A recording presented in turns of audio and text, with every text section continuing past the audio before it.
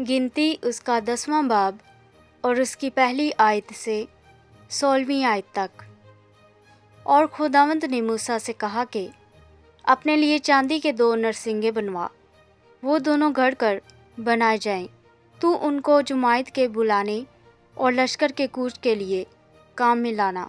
और जब वो दोनों नरसिंगे फूंकें तो सारी जुमाइत खैमे इज्तिमा के दरवाज़ा पर तेरे पास इकट्ठी हो जाए। और अगर एक ही फूंके तो वो रईस जो हज़ारों इसराइलियों के सरदार हैं तेरे पास जमा हूँ। और जब तुम सांस बांध कर ज़ोर से फूंको तो वो लश्कर जो मशरिक की तरफ हैं कूच करें। जब तुम दोबारा सांस बांध कर ज़ोर से फूंको तो उन लश्करों का जो जनूब की तरफ हैं कूच हो। सो कूच के लिए सांस बांध कर ज़ोर से नरसिंगा फूंका करें। लेकिन जब जमायत को जमा करना हो तब भी फूंकना, पर सांस बांध कर ज़ोर से ना फूंकना। और हारून के बेटे जो काहिन हैं वो नरसिंगे फूंका करें।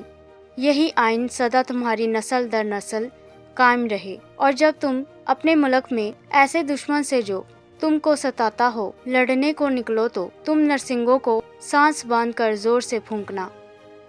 इस हाल में खुदावंद तुम्हारे खुदा के हजूर तुम्हारी याद होगी और तुम अपने दुश्मनों से नजात पाओगे। और तुम अपनी खुशी के दिन और अपनी मकर्रा ईदों के दिन और अपने महीनों के शुरू में अपनी सौक्तनी कुर्बानियों और सलामती की कुर्बानियों के वक्त नरसिंगे फूंकना, ताकि उनसे तुम्हारे खुदा के हजूर तुम्हारी यादगारी हो। मैं खुदावंद तुम्हारा खुदा हूँ।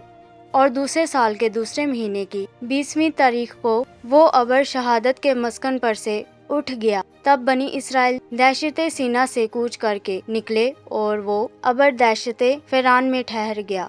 सो खुदावंद के उस हुक्म के मुताबिक जो उसने मूसा की मार्फत दिया था उनका पहला कूच हुआ। और सबसे पहले बनी यहूदा के लश्कर का झंडा रवाना हुआ और वो अपने दलों के मुताबिक चले। उनके लश्कर का सरदार अमीनदाब का बेटा नसून था।